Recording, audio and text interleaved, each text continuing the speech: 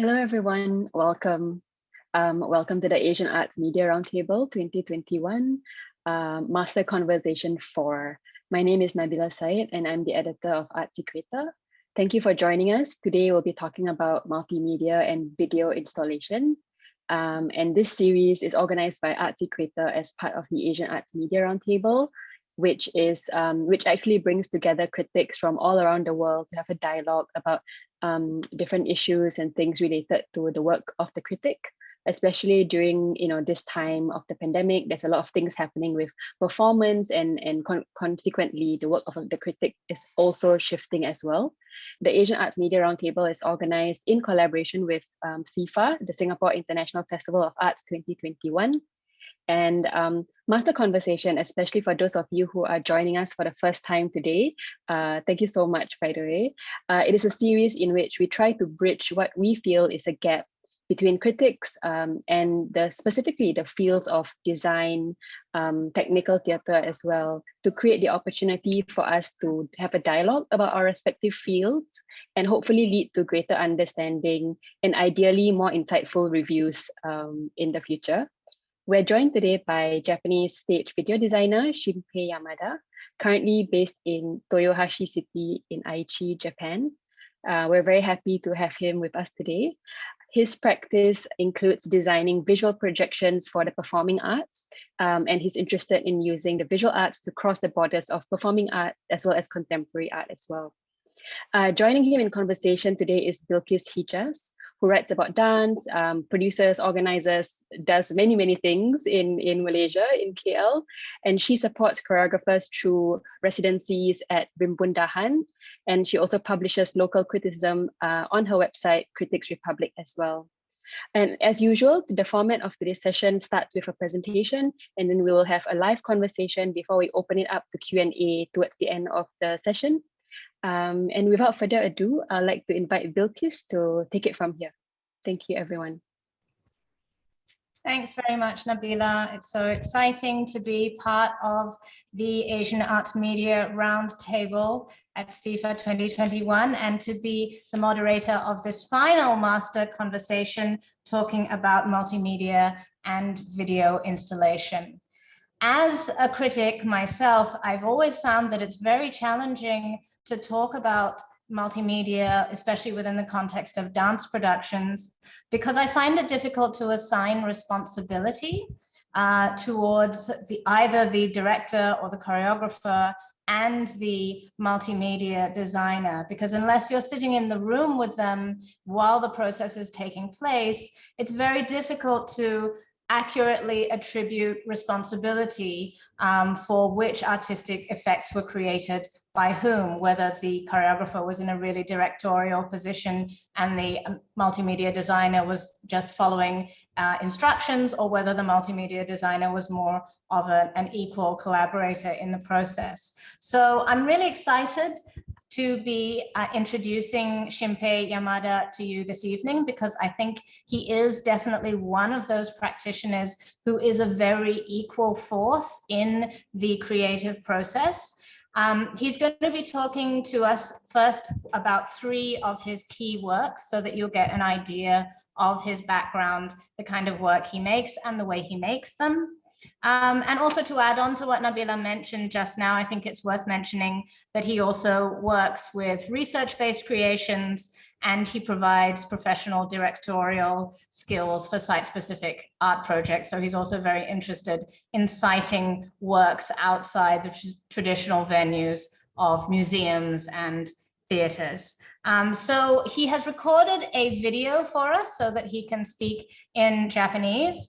And there are subtitles, of course, for those who don't speak Japanese to be able to follow along, in which he's going to introduce these 3 key works in his oeuvre, following which we will, of course, be having a live conversation with him here. So please put all of the questions that you have in the chat, and we're really excited to hear what you think. The recorded video is about 25 minutes long, and after that, we'll be coming back to the live discussion. So see you on the other side. 皆さんこんにちは、舞台映像作家の山田新平と申します。舞台映像作家というのを名乗っていて、舞台の中で使う映像を作ることを専門に活動しています。で、小劇場から割と大きな劇場まで、それから、現代演劇とかコンテンポラリーダンスを中心に、たまにはオペラのようなものをやったりもしていますけれども、さまざまな、パフォーミングアーツの舞台上で使われる映像を作るということを専門にずっと活動をしてきました。で今日はこの機会をいただきまして、いくつかこれまで私が参加した作品の事例を紹介して、でそれをもとに後ほど、皆さんとディスカッションができればと思っています。一つ目は原色衝動という、コンテンポラリーダンスの作品です。白井剛さんという方とキム・ソンヨンさんという、日本と韓国のダンサーのコラボレーションによる作品なんですけれども、もう一つ大きな要素として、荒木信義さんという、これは日本の写真作家ですけれども、彼の写真を使って、ダンスを作るという企画でした。で、荒木信義さんという方は、日本でもそしておそらく世界でも、かなりもう著名な方、写真作家だと思います。で、いろいろなシリーズの作品を撮ってるんですけれども、ちょうどそのダンサー2人がですね、パラダイスと呼ばれている、彼の荒木さんの作品のシリーズの写真展を見に行って、それを元にダンスを作りたいということで始まった企画です。で今お見せしているのが、そのパラダイスというシリーズの写真の一部なんですけれども、こういうふうにですねプラスチック製のフィギュアとか人形みたいなものを使い、でまたちょっと赤いペンキが使われてたりとかしてますけど、あと生花ですねとか、造花も使われてるのかなみたいなものを使って、これはおそらくは多分、荒木さんの自宅の机の上とか、そういうところに、こういうフィギュアを置いたり花を置いたり、ペンキを使ったりとかしながら、コラージュのようなものを作る。でそれを写真に収めていくっていう形で、発表されてきた、写真作品です。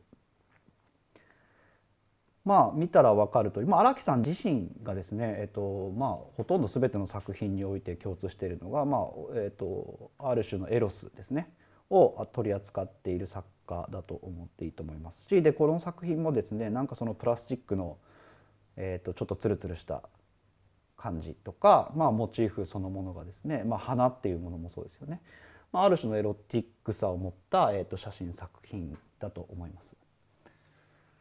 これらの作品が私のところにですね、79枚ほどデータで、受け取りました。でそれを、企画としては荒木さんと交渉していて、どういうふうに使ってもいい、どういうふうに投影してももちろんいいし、拡大したり縮小したりトリミングしたりっていうことも、基本的にはどんなことをしてもらっても構わないというふうに言ってもらっていました。荒木さんご自身はこの、ダンスを作る現場に来ることはなくて、もうあとは皆さんにお任せしますというような形で写真をデータで渡されました。でそれを、とにかくダンサーたちと相談しながら、どういうふうに映像として使うかということを相談して作っていった作品です。でシンプルに考えるなら、これらの写真をですね大きくスクリーンに映して、その前でダンスを踊るっていうのが、最もシンプルなコラボレーションの方法なんでしょうけど、私もダンサーも、もっとそうではない絡まり合い方があるはずだというようなことを考えて、さまざまな投影の仕方を野心的にいろいろ実験した作品でした。実際の映像を見ながらあとはお話を進めていきたいと思います。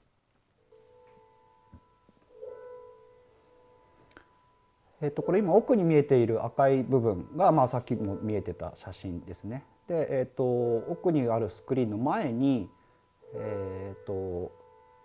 カーテンがあって、それが今ゆっくり開いていっているところですね。で割と、始まってしばらくの間もああいうふうに写真が部分しか見えないっていう時間が続いて、でその後やっとこれで大きく写真が見えるようになるという演出でした。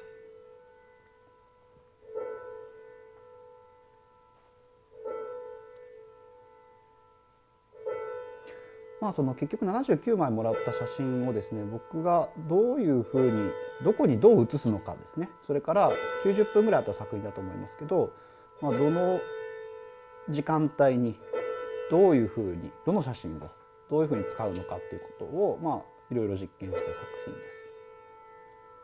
これちなみに今床が見えてますけど、床はですね、アクリルの銀色の板を敷き詰めていて、かなり反射する素材で、その反射も面白いなと思って見てまし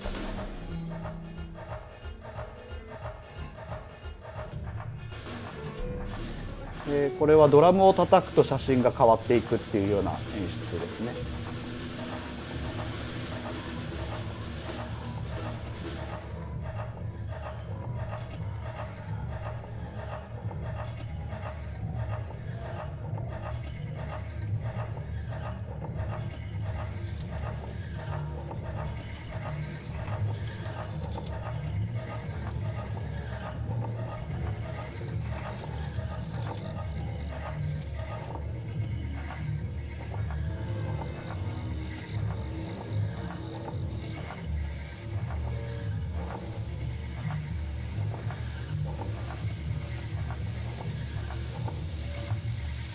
これは今写真を映し出すためのスクリーンがこうやって上に飛んでいってなくなっていき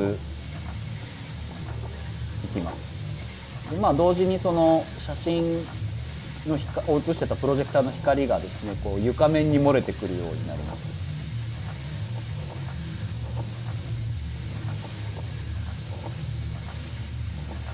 さっきまでは写真を背景にしてダンサーが踊っていたわけですが、この転換を機に今度は写真が床になるので、写真の上に立っているような関係性になって、写真との関係がガラッと変わる瞬間でした。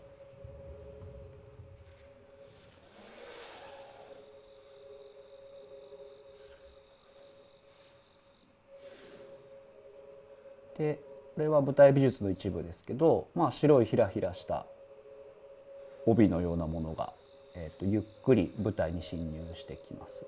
でこれはリアプロジェクションなんですけれども、その後ろから来ている映像の光が白いひらひらしたもので遮られて床に影が出てきます。でその影と今ダンサーが連動して動いていくっていうことですね。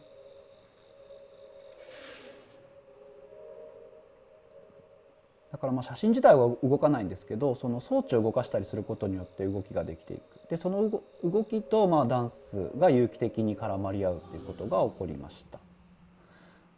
でそれからこれはですね、今照明が消えていって奥に白い四角が出てるんですけど、ちょっと分かりにくいかもしれませんが、あれは実は映像です。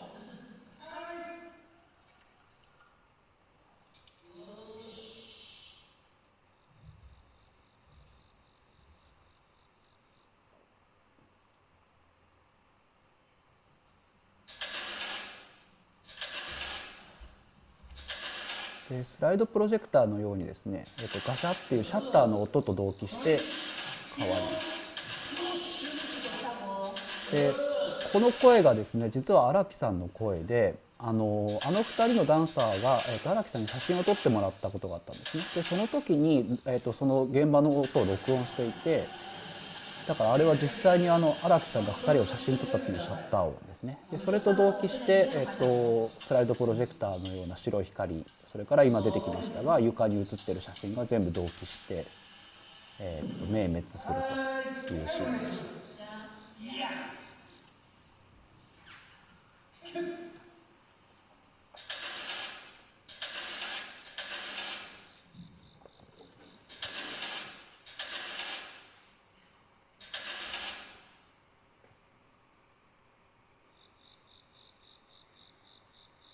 これはですね、あのようにして床の板を1枚抜くことができるようになっていました。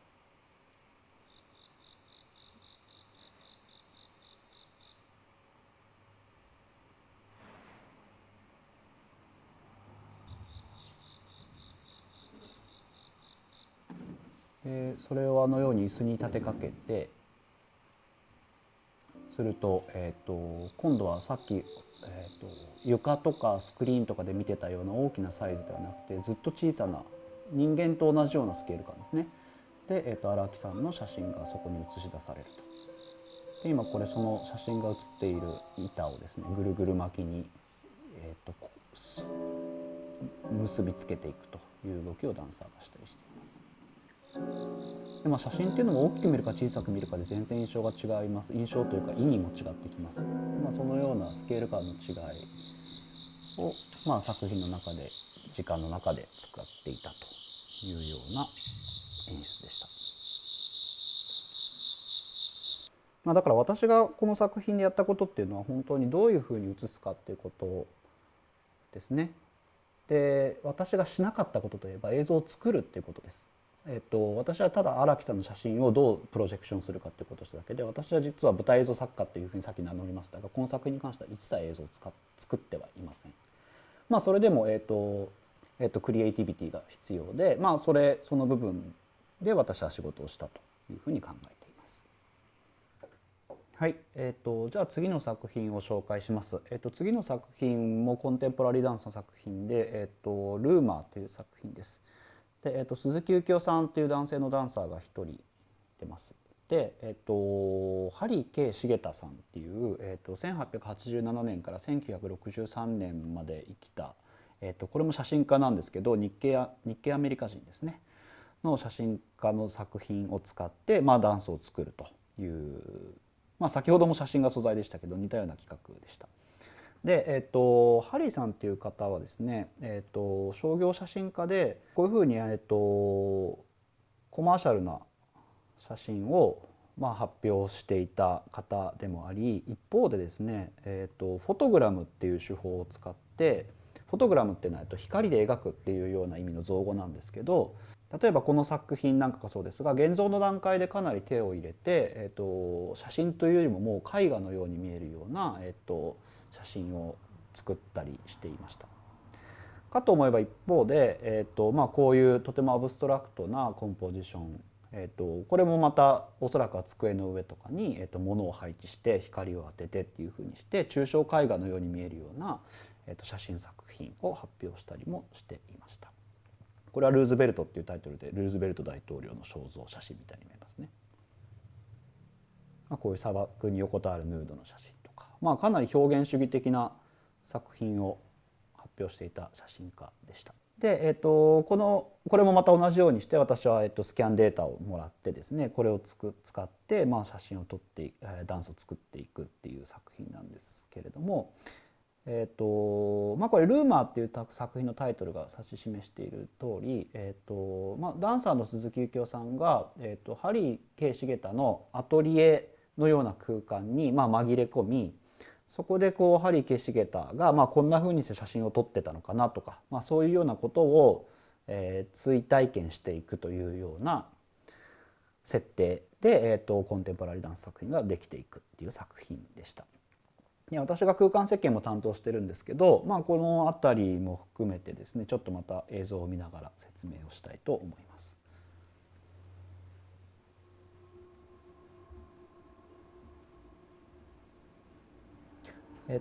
今映ってるのはこれが、実際のプリントですね。でそれが劇場に行く前の通路にこのように展示されて、お客さんはこの針圭重太の写真のプリントを見てから、このダンス作品を見るということになっていました。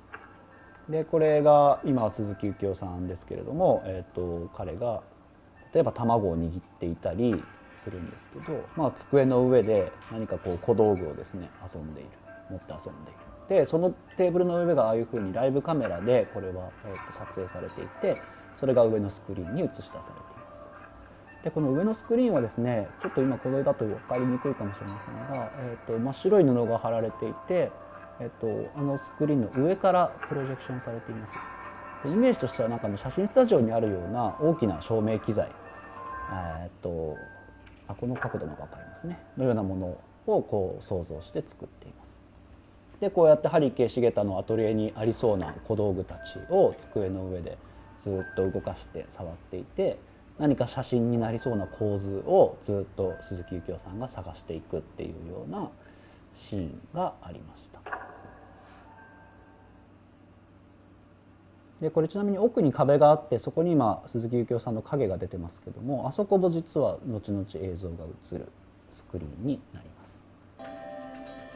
でここはもっとストレートなシーンで、実際そのスクリーンに針圭重太の写真を写しています。でそれとスクリーンと全く同じ面積の分だけ床が照らされていて、その中で、鈴木幸雄さんが割と即興的に踊るシーンでした。でその時その時で映し出されている写真を模していくというか、これは分かりやすく写真との関係が見えると思うんですけど、写真を見て想像される動きを幸雄さんが踊っていくシーンですね。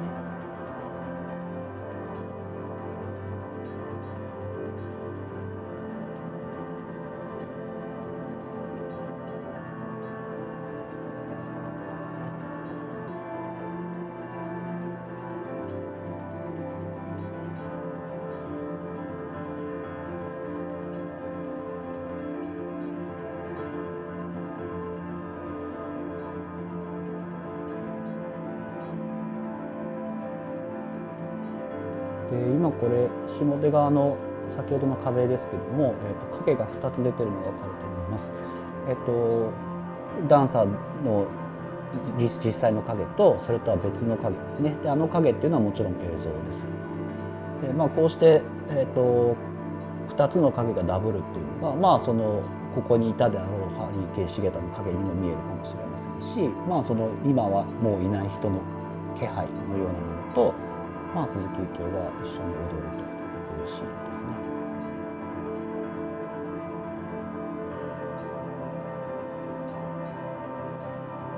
でこれは実際にはもちろん鈴木幸雄さんの影だけを、一旦撮影しておきました。でそれをようにしてプロジェクションして、でそのプロジェクションされた影と、実際のダンサーはタイミングを合わせる、ダンサーの方がもちろん練習してタイミングを合わせてるんですけど、ようにして、この影と関わっていくようなシーンになってきまし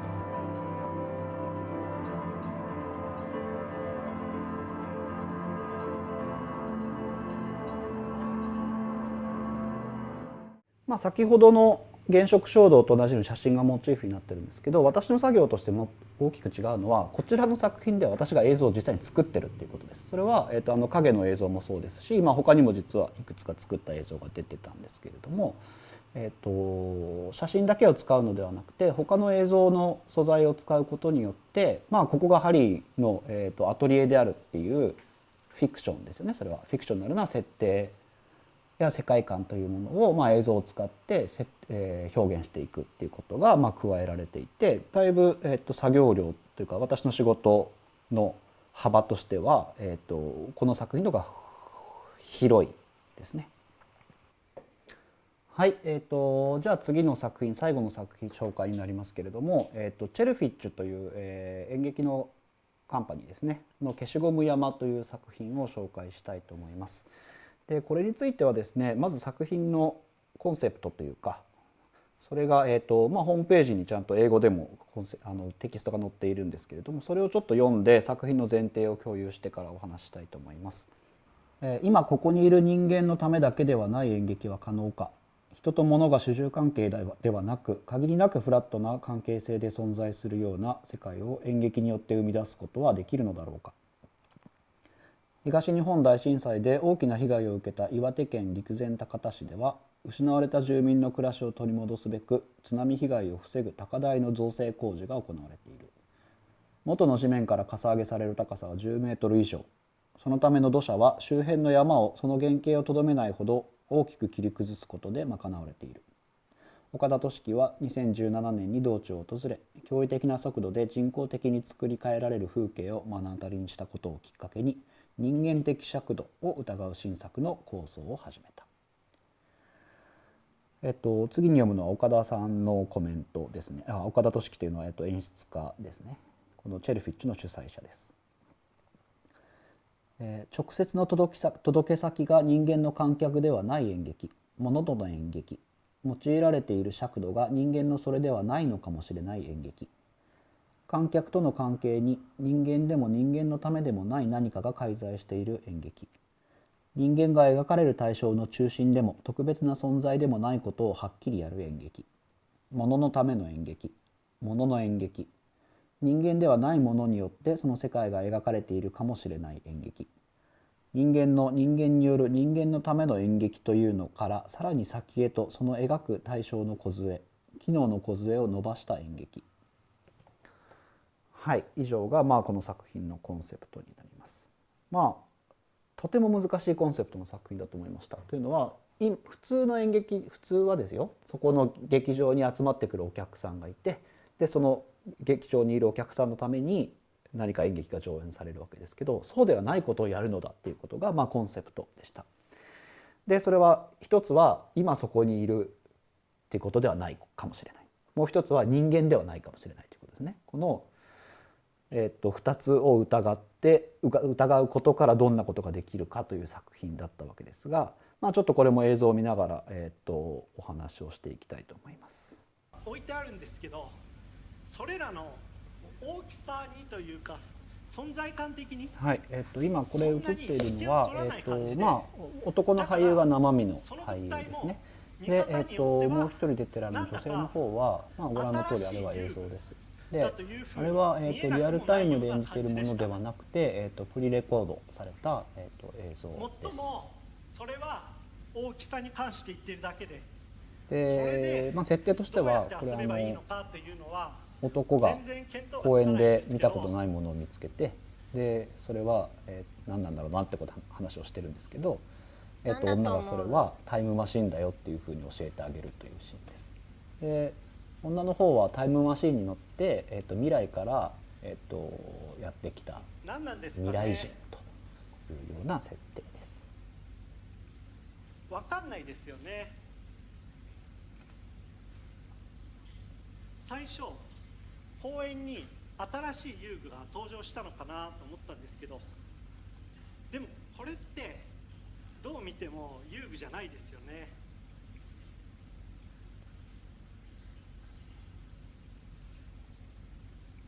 何でもいいから言ってみなよ。当てずっぽうでいいから。この女が使ってるこのボールですね。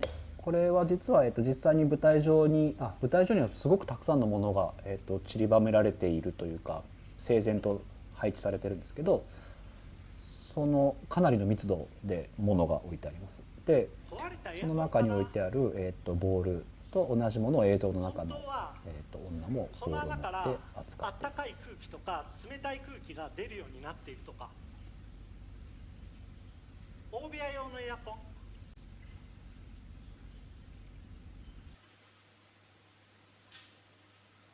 はい、でシーンが変わって、このシーンはですね、生身の俳優が全く舞台上にいないという時間が10分以上続くシーンがありました。で先ほどの映像の女が、こういろいろ喋るんですけど、私たちはこれを時間のレクチャーという呼んでいるシーンでした。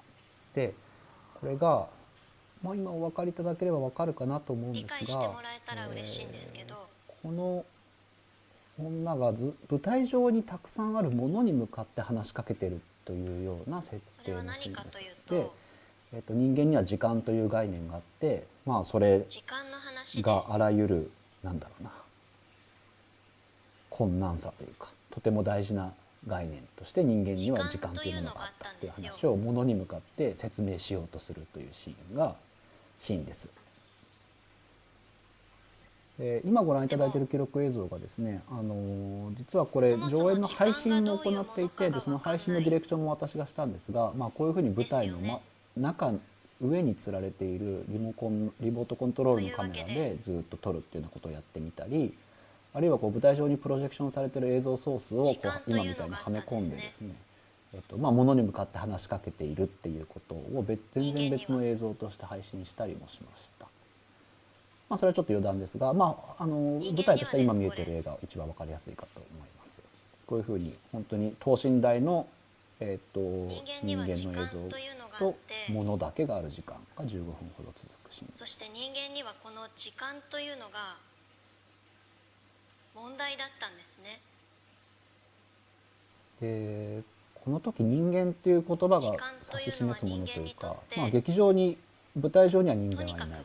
で劇場の中にいる人間っていうのはこの時は観客のことを指し示すんですけど、でもあくまで映像の女性が喋っているものに対して喋っていて、人間にとってのほとんどあらゆる問題というのは先日見れば全部時間だったんじゃないかというくらい、人間には時間というのは大問題だったんですよ。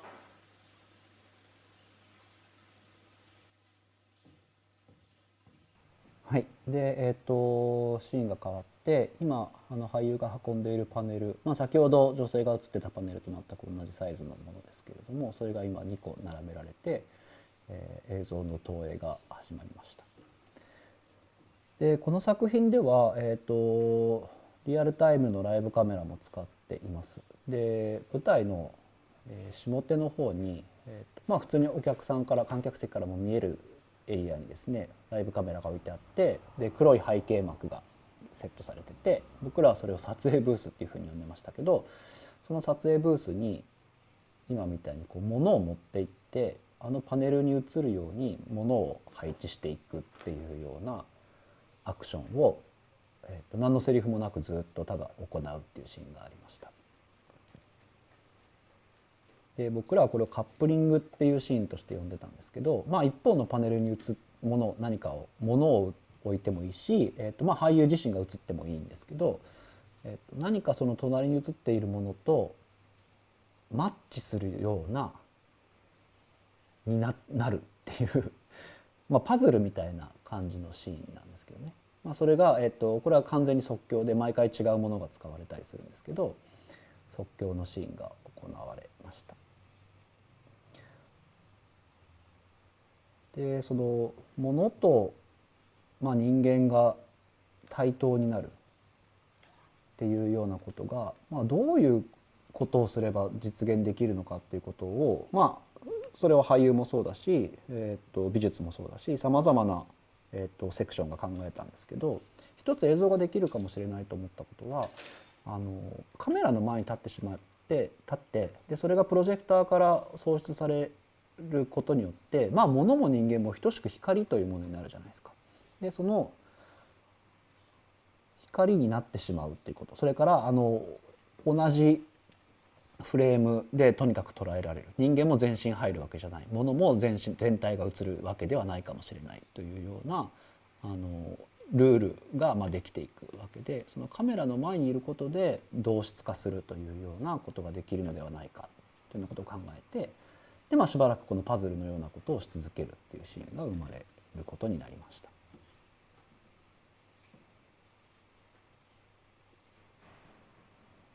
とにかくその人間、そこにいる人間のためではない演劇っていうものをどういう手を使って実現することができるのかっていうこと、とても難しいコンセプトに取り組んだ作品だったと思います。はい、ひとまず私から紹介するのはこの3つの作品ということにしまして、この段階で何かまとめをすることはありませんが、この3つの作品をもとに、これから皆さんとディスカッションができたらと思っています。ありがとうございました。Welcome to our real life Yamada Shimpei. I just noticed that you're wearing exactly the same t-shirt in your recorded version as you are in your live version, which makes me wonder whether your live version is really live. Yeah, so that you can recognize that this is the same person on the video. Let's just go straight into some questions. I know a lot of people were very excited, especially by this idea of a kind of post-human theater in which you create theater for objects rather than for humans. To me, it's a kind of petrifying idea in some ways. But before we get onto that, although I think people are very excited by that, I'd like to ask you about the other two works that you introduced just now, Genshoku Shodu and Rumor, and about your process of collaboration in creation of those works. How did you make it? Were you in the rehearsal room with the dancers all the time? Were you really having a back and forth with them, or did they describe to you what they wanted and then you adjusted the video to go with their timings? What was the process actually like? Before I start answering your question, I would like to ask for everybody's patience for me being not such a good English speaker. So it may take time for me to answer, to have conversation with you, but please be patient. And answering your question, the process was that for both works, that the dancers or directors, well, actually, most of all my works, the directors or dancers who don't give me a lot of requests for projections. Means that I'm the one who has to think about the ideas and think about how to do the projection and when to use a video projection during this duration of time of the theater pieces. I'm more like a collaborator to the directors or dancers a lot. And of course, I spend a lot of time with the rehearsals, but not as much as the dancers or actors and directors at the rehearsals, because they are there for whole process. I go there sometimes and I see them doing the rehearsals. And when the idea of projection comes up in my mind, I speak with them. Can I ask you then, what are the biggest challenges that you feel in terms of this process of collaboration? How, because I have difficulty imagining what it must be like. You go home to your room, you create these things kind of in a vacuum, you bring it back. What do you feel are the hardest parts of your job in this collaborative process? Well, of course, the hardest part is that, to have the vision of the projection. And I explain this idea of vision to the dancers or the directors, right? And this happens when we have the meeting with the set designers, actually. That's the first mountain that I have to go over. Because when we decide set design, we decide how the screen is going to be on stage, right? And if it's decided, it's hard to change the set design plans. So that comes faster than I actually create some video contents. So during this meeting of the set, actually the first step is there. So I have to think about how the screen should be, or how many screens should be there, or how the size should be, or what the material should be. I always think about those things at the very first moment, at the first half of the creation. And I sometimes draw some pictures, and I sometimes bring some samples of the materials, and we talk to find the decision of how the set is going to be. So I think that's probably the most difficult point or most important point of whole process. Yes, it sounds like there's a lot of technical negotiations between what is possible from a set perspective and then what you want to be able to do from a video perspective. I would like to ask you about a common pattern that I see in all three of these works, which is this idea of a multiplicity of representation, which often means that objects that we think are familiar are presented to us in a way that make them unfamiliar, either because you're presenting an inanimate object where we're expecting an animate object, or there's some kind of play with the scale or the spatial orientation. How important is it to you that the audience has this unexpected experience of sort of feeling defamiliarized, feeling uncertain, maybe even feeling uncomfortable when they are confronted with your work? It's a very interesting point of view, and I really appreciate your analysis on my work. And yeah, being defamiliarized is probably it's one of the most important thing for me, because in any art in general, the very important purpose is to defamiliarize the landscape or the society that you're living in. If I'm the audience, if I go to see some artworks and I see some work, or it could be theater or art or anything. And after, when I saw the work, I look at my, just a normal landscape or my society. When it looks different, it's very exciting thing, right? So the purpose of art is, to me, is like that. Things that is familiar to you looks different, And that is the very one big purpose of creating art to me. So your analysis is really interesting to me. And probably I keep thinking about it. How can I make things look different? You know what I mean? This also, I feel, connects with your site-specific work, which we haven't seen in these three examples, because these three examples are theater works. But does it also work the same way when you're bringing artwork into a space that people encounter on an everyday basis? So you're trying to make their experience of the space newly unfamiliar to them.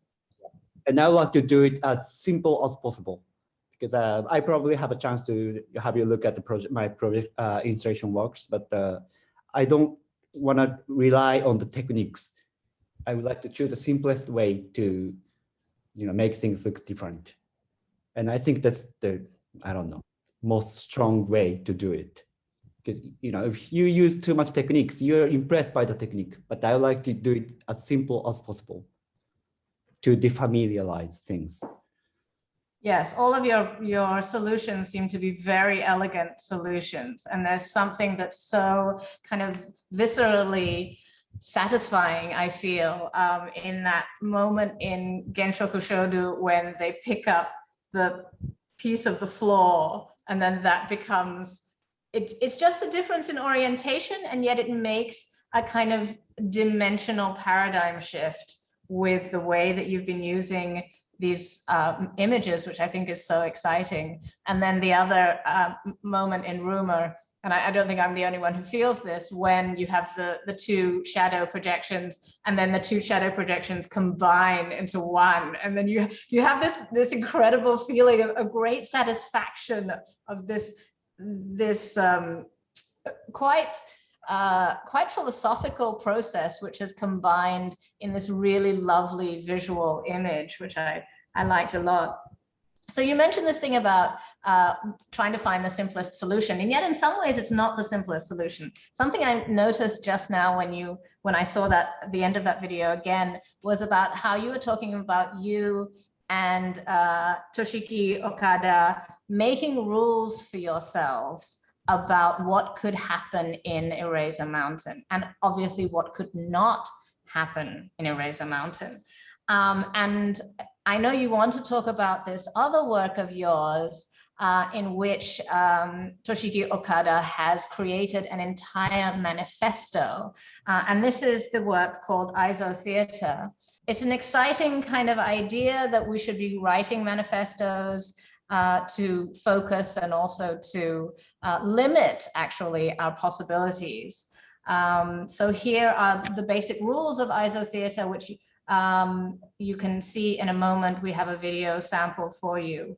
But among these rules are the idea that the video projection should capture the full body of the actor, but there should be no cinematography, fancy techniques, no panning, no moving of the camera.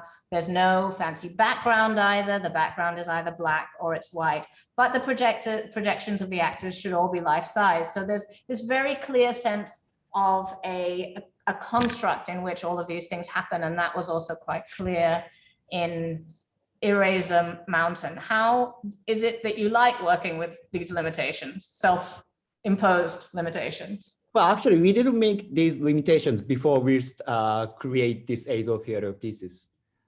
After we create the pieces, we try to find what is the characteristic point of what we are doing. And we found that we never moved the camera. We found that we have never projected other sizes other than the life size projection. And actually, I didn't write it down here, but we have never actually edited a sequence. So that when the actor starts performing, it's just one cut. Even it takes like 15 minutes, I never edit. And those times, it belongs to the performers.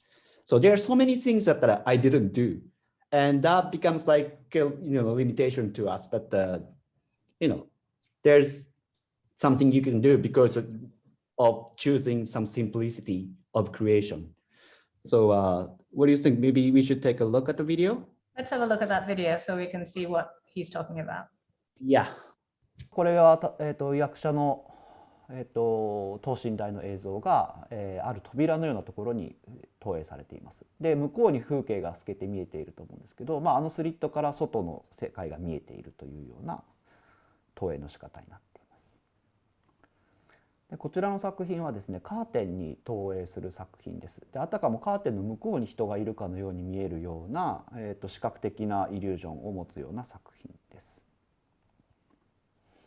でこれは2人の、俳優が、ダイアローグする作品なんですけども、あれも等身大で映し出されていて、でその床に立っているというかな、観客と同じ床に立っているように見えるような作りになっています。で一方でちょっとこれは映像がないんですけども、声だけの作品っていうのも作ってまして、こういう4作品をこう一つの空間に展示して、それが、今のところ最新の古典の形になります。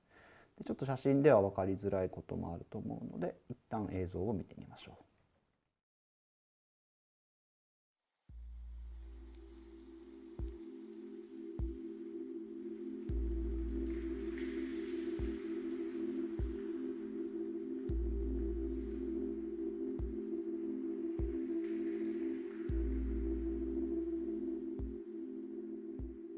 風景、世界、アクシデント、すべてこの部屋の外側の出来事というのがこの古典のタイトルでした。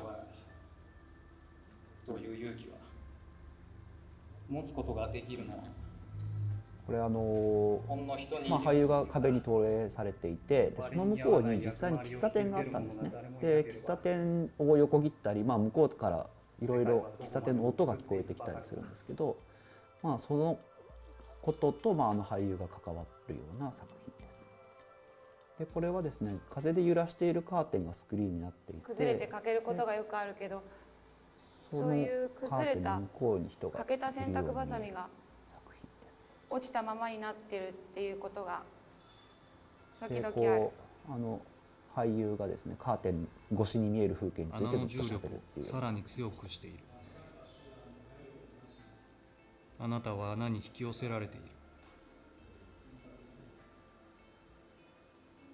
私は引き寄せられていない。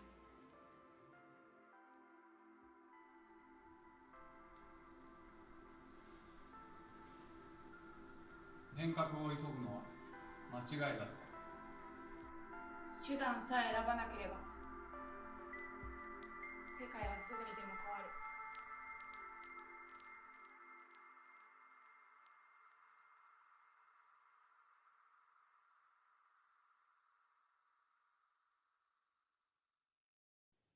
So there we've seen a sample of this ISO theater where it seems in some way that humans are rendered somehow as objects.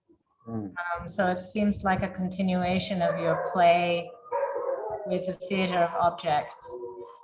We have a question from one of our viewers, from Dendi Madia, who is asking, you mentioned that humans and things are equal. Can you explain more about that, how humans and things are equal? We can suppose that the humans and the things are equal, right? It's just one fictional point of view. And I believe that humans and things are all different. It's a different thing. That's me, human being, things, right? If like, let's say this cup has a salt, and to him, if the humans and this pencil are different or not, I mean, that's something that I cannot imagine, right? So there is no way for us to really believe that humans and things are equal. There is no way, but it's just I don't know, it's kind of like a philosophical experiment. If we try to think that way, what can we do? And I think that's a whole difficult process of creating Eraser Mountain to me. But if we challenge that difficult philosophical experiment, maybe we could create something really new, some really new theater pieces. And that's the hope we had when we were creating this piece. We thought that it's necessary for us to think that way because of the first concept text that Toshiki Okada has, right? That we saw this mountain is really damaged, and we are creating something new from those soils.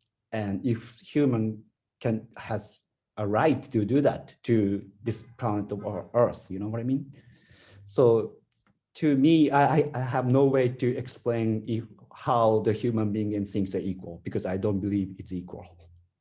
It reminds me actually very much of this common assignment that we had in Malaysian schools and elementary schools. We often were required to write essays from the point of view of an object, usually a very everyday object. So all of us were writing essays, kehidupan saya sebagai sebatang pensel, my life as a pencil. So it starts from, you know, when you're taken out of the box, and then it ends when you're the last moment when you're shaved down into nothingness. And I've constantly wondered why we were required to do this assignment. And I wonder if it perhaps had to do with a kind of broadening of empathy, that we could force ourselves to be empathetic with inanimate objects and therefore somehow stretch our capacity to be empathetic with other people, hopefully. So what seems to be a kind of non-human approach is actually a very human approach. And I wonder if you feel that, I mean, yeah, you mentioned just now, you can't feel that humans and objects are equal. But this is an interesting philosophical exercise, really, to kind of force you to think this way. Sometimes we need those kind of extreme experiment to go somewhere else, right? So I think that was the concept of Eraser Mountain.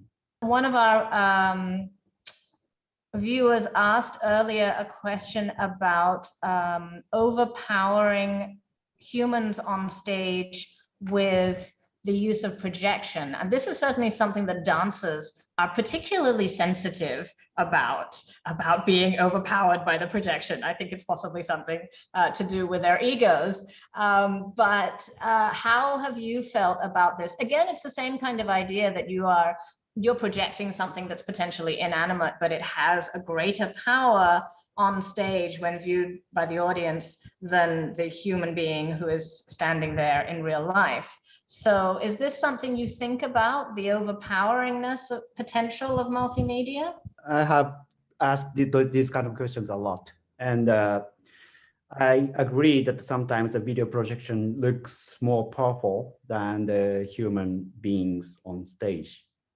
And I have two ways to answer these questions. One thing is that I don't try to overpower the other elements on stage, like not just for the human actors or dancers, but as for the music or stage set, the lighting, and everything has to be balanced in the duration of the work, right? So at sometimes it is okay for, I don't know, sound or video projections can take over the strongness of existence over the dancers, which is, you know, that I think if the balance is all the same during whole the time during the piece, I don't think it's interesting. You know, the balance changes, and I feel that is a dynamics of the spending time at the theater. You know, so I think that's the one way to answer. And the second way to answer this question is that it's a bit mean. I'm trying to be mean now. If the dancers are being taken over by the projection, that's the dancer's problem. I mean, dancer can, you know, change the world. They can change the whole atmosphere just moving your finger like this, right? So some dancer can do that. And if this dancer cannot do it, and if this dancer tried to complain that my video projection is overtaking the theater, you go ahead and you try your best. You know, that's one thing I can say. So of course, I always use these two answers during the creation as well. So I keep trying to take the balance, and sometimes I have to, I don't know, be mean. You're both tactful and provocative, in other words. Well, sometimes I guess it's not also your call whether or not this happens. If you're working with a director, you're working with a choreographer, they are the ones who in the end will have the final say about how that balance plays out on stage. And if they see something that they don't want, then it's kind of up to them to direct the adjustments of this. But in the work that we were just talking about in ISO Theatre, you mentioned that you were the one who came up with the concept, came up with the visual design first. And then Okada Toshiki was the one who developed the manifesto and then developed the content to go with it afterwards. So then do you feel for ICO Theatre that you're the primary artist? Or does this sense of hierarchy not really, is not really very interesting to you? In this case of Eizo Theater, I feel that I'm one of the primary artists with Toshiki Okada. I mean, obviously he's one primary artist, and I'm probably one of them. So we do the primary artists in this art form called Eizo Theater. And of course, there are costume designers, sound engineers, and a lot of people are involved in this Eizo Theater productions. But I feel that I'm more responsible for this production. So that means that I am probably one of the primary artists in these productions. But this is a very rare case. I mean, if I'm involved, like for the Eraser Mountains or these Genshoku Shodo and those rumors dance works, I am one of the collaborators with the, and there is a higher hierarchy, of course. And on top, there's always a dancer, choreographer, or theater directors on top of the hierarchies. So sometimes I'm just one of the collaborators, and sometimes I have to be responsible as a primary artist. So you're comfortable with sort of slipping in and out of these different roles that you have? But, it is, but as the aspect of communications within the creation, I mean, there's nothing different. As just me working as one of the collaborators, I talk about my ideas to the directors, and he gives me the reaction back. So what I do is, actually, there's nothing has changed. I'd like to take a question now from Kiki Rahmatika, who has asked, also in response to the idea of balancing the multimedia and the dancing body on stage, when the dancer sees the image and then can respond to it, I guess depending on the structure of the show, the dancer may have some agency to improvise with it.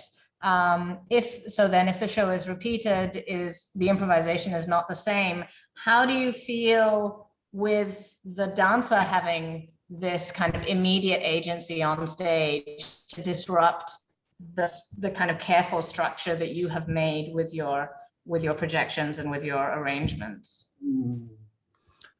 Basically, I'm okay with that.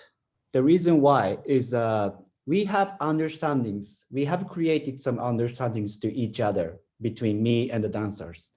And I know that the dancer has some impulse that she or he wants to move today, or, he doesn't want to do the things that he did yesterday. But I know that where he's going to be, he's not going to go somewhere far away. He's going to come back for sure. So I'm just going to wait until the cues, or I will probably somehow I have some chance to improvise my switching in some cases, but I will go along with the dancers, and we all, I don't know, on stage checking each other if we're on the right track.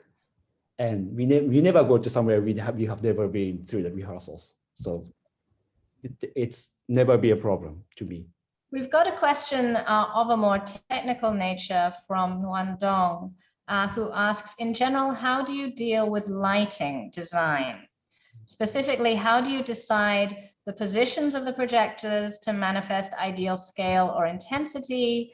There's a saying that if one can see the source of the light in a set, the lighting design is not successful.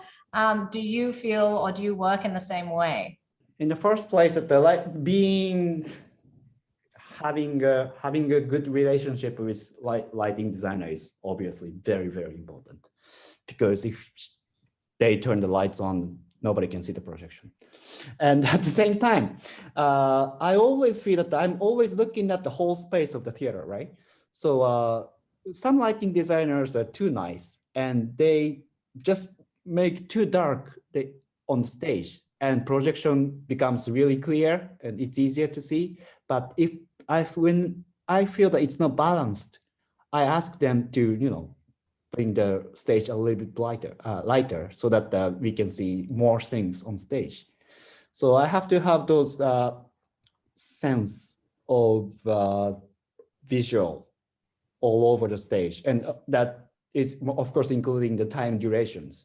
Something should be dark and something can be much brighter, and those balances are necessary as well. So I always try to communicate with lighting designers. That's nice also to go with your emphasis on communicating as well with the dancers as you're going through this process. And I want to mention there's that moment at the end of Genshoku Shodu when the screen goes up and then you can actually see the source of the projectors, that actual source of the light that we're discussing in the chat now can be seen at the back, and that's actually part of the stage design itself and part of the impact. So yes, in some cases you are allowed to see the source of the light. I'd like to switch now to your relationship with critics, as many of the people in the audience are critics and they're interested to know what you think. What has been your experience of art critics responding to your work, and what do you feel that critics might have missed while discussing your work? Basically, of course, I like to be, it's not just me, but if the critics writes about the work that I'm participating in, I'm very happy. And if they don't, it's very disappointing thing to me. And there should be more critics all over the world, which is in general, actually. But when you say that missed my work, I thought that there's two things. One thing is that this is a basic thing, but they just missed to see our work, the whole work, right?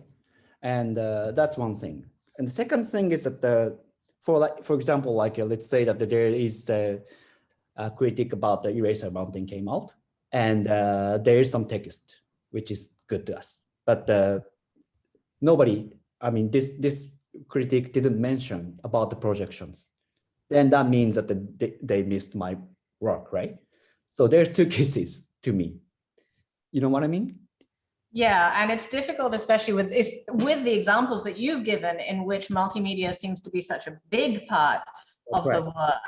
If someone is giving a critical reaction to it and doesn't mention the multimedia at all, then it seems to be this kind of enormous vacuum, which is totally unjustified.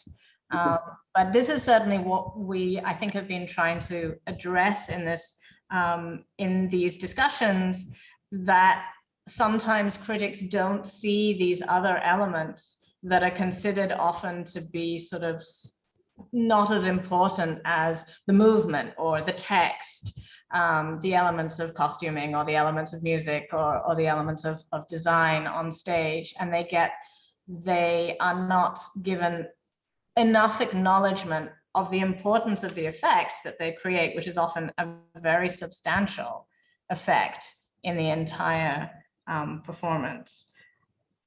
Yeah. I must say that as a critic, I find it difficult also to have the language to talk about the technicalities of what I'm seeing, because often it's new to me and it's very unfamiliar. And multimedia is like this. It's always changing all the time, and there's always new things, and you have to be working really hard to keep up. So, you as a multimedia artist, do you also feel that you have to work very hard to keep up with what's happening in terms of the use of multimedia in theater? Is that important to you? Actually, the technical development is getting less important to me nowadays. And I think that you said that the multimedia development is very good to you. But I don't know if that's true or not, because as for these few decades, to me, I think the most radical development in theater technologies are lighting, because they invented the LEDs, and that changes a lot on the theater environment and how the things look on stage, because normal lights and LED lights are totally different to our eyes, to our visions. And compared to that, I don't think that this multimedia fields hasn't had any development, because we still use the camera. Of course, the camera become much better, but the basic technology hasn't changed to me. And the other thing is that I don't follow the development as much as I did before, because nowadays I'm starting to feel that the people are not impressed by the technology. They want to be impressed by the imagination of the artist, right? As I said, that I like to use the simple technologies to achieve something. So, and the most difficult thing for me is to imagine or create the vision or create the ideas of how I can participate in certain works. And this finding vision part is the most difficult thing. And to realize the vision with some technologies is not really difficult for me. I can find someone who has the technologies, and I can ask them to realize my vision. But to have the vision is the most important thing to me. And to me, my reference is more like I don't know, watching films, or go see some other exhibitions, or those things are my reference. And catching up the newest technology is not my reference anymore. Yeah, I thought it was interesting to note how you mentioned in your more extensive presentation about isotheater, how it was inspired by seeing a photographic exhibition. And also interesting how the work that you made about Ruma is about the work of Hari Shigeta, which obviously is now almost 100 years old. So these are kind of vintage works in a way. They're not cutting edge in the way that we think, and yet the ideas can be rendered in a cutting edge way. I have a question here from Bernice Lee. She says, I'm curious about the spaces you work in for rehearsing and creating, because I'm wondering how much you need to imagine until the actual show. So how much time do you have? How much access do you have to the final performance space? And does it often happen that you have conceptualized something that you just can't make work in the space in that time? It really depends on the productions, but normally, like we work in the theater for maybe 1 week, and then we will have show. And before that, I think I'm gonna be at the rehearsal for 2 or 3 weeks. And during those 2-3 weeks, I create the video. And before those 2 weeks or 3 weeks, there is a decision of set design making. So I'm gonna have to have some ideas before that. And before those moments, I think I go there for like once or twice, maybe once a week or so, to talk with the dancers or directors or whomever, to think about the stage set image. So does it ever happen that you move into the theater in the last week and it just doesn't look the way that you want it to look? Or No. Somehow you figure it out? It always works. This is the mark of a true professional. It always works. Yes, I mean, as you said, that I mean, we professionals work things out, and we don't disappoint anyone. Because I talk what's going to be like to the directors, and he sees it on theater, and he says that this is what you're talking about. You know what I mean? And all about managing expectations. I think we all know that, whatever line of work we are in. Well, here is a challenging question. It's a very simple question, but it's possibly the most challenging question you can ever have. From Sukhbir, where and how do you get inspiration for some of these projections and visuals? Okay, as we have just talked about the Eido Theater, and this Eido Theater production is always starting from my idea of what's going to be projected on what. So the materials or size, or even the situation of the audience. So I always think about the new situation for projections all the time. So when I take a look at the curtains at my friend's house, I always think what kind of video is going to be projected on this curtain. So that's my, I don't know, nature to me. And the reason why I started to think like this is, as you have just mentioned, that I went to see this German photographer's exhibition, and I found that his name is Wolfgang Tillmans, who is a very famous photographer in Germany. And he was printing one image on very cheap, like a newspaper, look like cheap paper. And he printed the same image to a very fine photo paper, really big, and probably it was framed. And I look at these two pictures, and I found that this is totally different works, even though the image is the same. So it means that the photograph has different meanings and different impressions based on what paper he's going to print on. And he's very, very careful about choosing those materials, size, and if he hung it really high or he hung it low, he makes all those decisions just to show one photos. And it was amazing to me. And I said to myself that the same thing happens in the video projections. When you do the video projection, you have to be careful about the size. You have to think about the distance between the audience and the screen, and you have to be careful about the materials, because it's certainly different that you see the video projection on the real screen, or you put some sheets on the bed somewhere and you project the contents. It should look different, and it should have the different meanings. So that's the starting point of me thinking about screens material all the time.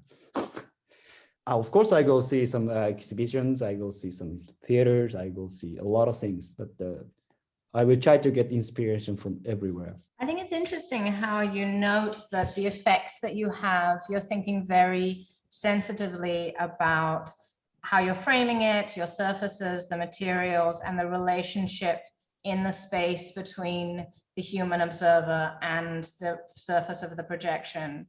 How then, as your work depends on this very delicate live interaction with projection, how do you feel about creating art when it is consumed on a small handheld screen, which seems to be so necessary now in this pandemic situation? A lot of people who've never made work for the screen before are suddenly forced to make work for the small screen. How do you feel your artwork fits in relation to that? Yeah, I'm gonna have to come up with a very good idea about that, because I know that I have to do it, and I keep thinking about it. Do you have any ideas? Yes, if the audience has any ideas, please put them in the chat. We would love to hear them from you. Yeah, I have trouble imagining your work consumed on a two-dimensional surface, because it feels like it's so much about that very delicate interplay between the viewer and this kind of immersive environment that you set up. So that's a new challenge for your professional development. I'll take another question that came through the chat. What do you think critics can do to write better about the work of a multimedia designer? Is there a need to talk about the technology or the emotional effect or something else? What is a misconception that people have about multimedia design that you wish you could change, that people have or that you feel critics might have? This is what we talked about just, I don't know, a few 10 or 20 minutes ago, but I don't feel that the one critic should cover everything about one work, right? I can be a bit disappointed if this critic didn't talk about didn't write about my projection instead of, and they write about a lot of other things. And if they missed about it, I will be a bit disappointed. But I think it's still all right, because if let's say that you are not very good at thinking about multimedia things, but you're good at thinking about lighting design or sound design or set design, whatever. I don't know, you can do what you're good at. And at the same time, some other critics can be good at multimedia stuffs. So, you can share your interest.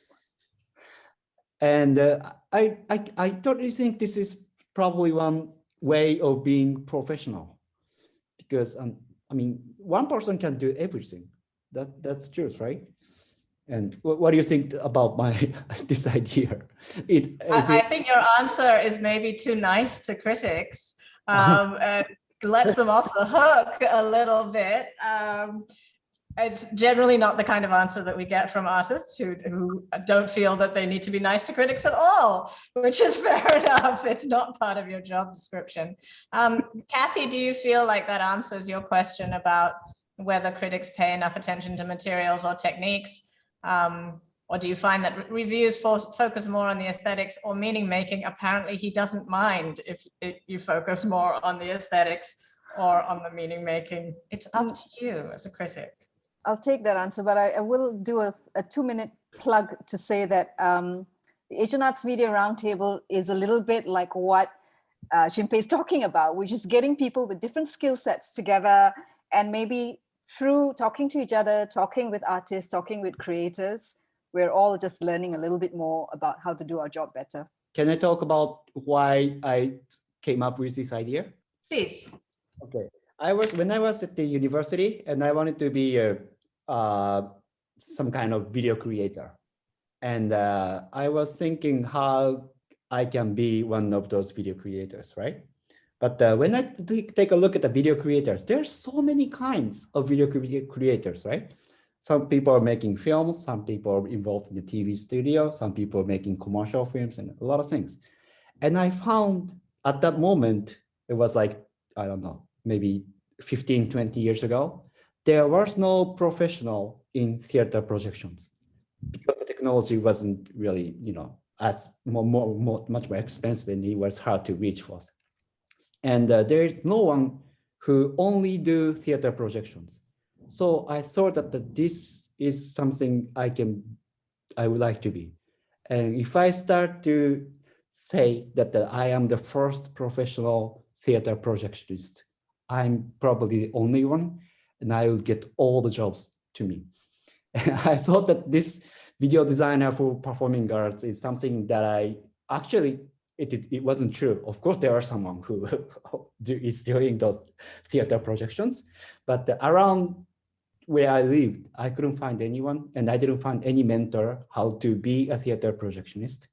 And so I tried to make narrow ways to be some kind of professionals. And I saw that it may sound stupid to you, but in the critic world, you can try to go a very narrow way to be that kind of professionals. So you're allowing us the same kind of luxury that you also have allowed to yourself to go in a very narrow direction. Well, we thank you for that. It's very generous. Okay.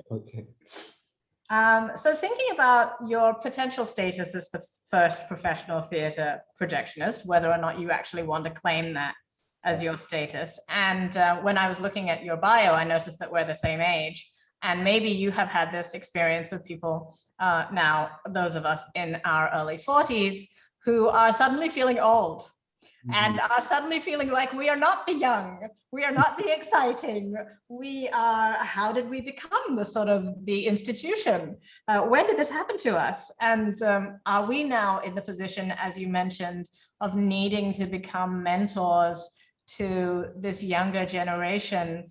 How do you feel about the younger generation and your status as potentially a mentor figure now? Well, the first thing that I would probably say to young people is that don't be a technical geek. And that's the first thing. As I said, that the imagination is the first thing you need to be involved in your artistic works. So you can't just show us the best techniques all over the world, but if you don't have any inspirations or imagination or good ideas that we can use in the actual work, it doesn't mean anything. So of course, it's good to follow up some technical development, but you always have to see more, I don't know, films, from classic ones to the newer ones. And you have to see something other than the video, which is probably photograph, or maybe, of course, the paintings or sculptures are good. So you have to find a lot of inputs from a lot of places. So you can't just think about video projections. If you keep thinking about the video projection, your world is not going to be any wider. So I think that's the thing I would tell if I'm a mentor. That's interesting. That's one of the things that I find is also something that I try to push very heavily to my students who are often dance students, the approach to being a bit more broad-minded about what counts as important to art, and how it's more important to know about a wide variety of things rather than just, as you mentioned, being a technical geek. And it reminds me also of the director, the producer, Diaghilev, who in the 1920s was taking Nijinsky, sorry, the ballet dancer, to the museum and showing him things at the museum, showing him sculptures at the museum. And this was part of his training as a choreographer, which is not something that we normally think of, but it is very much that idea of having a broader range of experiences that you can draw from for inspiration. Right. Can I ask from one of your questions from our audience members, from Nabila? Okay, we'll take Nabila's message. How did you get into this field then? How did you decide that video and projection was where you wanted to be? I was asked to be involved in this theater performance as a video designer. I think I was at the university, and he was trying to look for someone who is young and cheap. And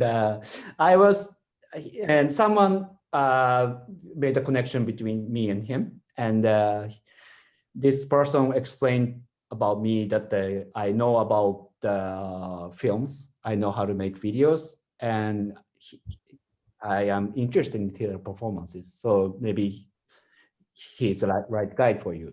So we met each other, and I tried to do this video projection for my first time. And yeah, I really enjoyed it. At that moment, I was thinking about being a film director, which film is something that you see on the movie theater, right? And when you go to movie theater, you have a big screen, but the big screen is the only thing you have for your projection, right? But when you go to the theater, you have a lot of more things. You have sounds that someone else makes, you have space, you have human bodies, and including all those environment. That is my situation for me to project my video. And I saw that is a really, really rich thing for a video creator. And I would like to enjoy that a lot. And that's when I decided and invented, that's what I think, this job of a stage projectionist. So have you actually been in the situation of being a mentor or a teacher to younger people? Is this now part of your job? Yeah, I was teaching at the university until last March in Aichi. And of course, I do some workshops, or I don't know, this occasion is probably one of, those, this is for the critics, so this is a bit different. But yeah, I like to try to have those opportunities as much as possible to, give what I have to the younger generations, always. I think I speak for everyone saying we're feeling very lucky to have you speaking to us today, because I think it's given us a real insight into the way that multimedia designers work. And you're also very articulate about your practice. And it's, I think, rare to have a multimedia designer who's so interested in a kind of constant communication in the process of collaboration, as well as the kind of finished product, the thing that goes up on the screen. So it's nice to be able to talk with you on all of those levels. And really interesting to hear that you felt that live theatre had this enormous sense of potential that was much more than cinema, because I think a lot of people feel the opposite, feel that cinema is this thing with scope and with kind of epic scale and with, you know, shifting venues and all of the kind of bright lights and fancy figures that can happen with that, whereas theater is a bit like the poor cousin of cinema now. So I think it's very heartwarming to all of us to hear your renewed commitment to theatre, and we should all, I think, feel the same way. But I'll go back to a question that Corey had, again, trying to think about this current pandemic. She says, I was wondering how your multimedia work has changed with the pandemic. What has your experience with digital performance been like? Have you been able to experiment more or less in this season? Well, obviously that a lot of the theater performances were canceled. And as for me, there are some works about broadcasting online, right? So they do performances without audience, and I am the one who shoot those performances and put it online. And those works, there were a lot last year, but I don't know, they are not, I don't have a lot of passion to it. And I like to work on the real theater. But obviously the Eizo theater work that I have introduced is a very suitable contents for both theater and museums. So I'm expecting that I can tour around with those series of works. And potentially you could send those works to another venue without you actually having to go to that venue yourself. Yes, I think so. I mean, I am happy to invent the system of not being on an actual site. I think so I can have virtual installation artist as well as the virtual installation. Yeah. It's, I think, again, very well adapted to our digital environment.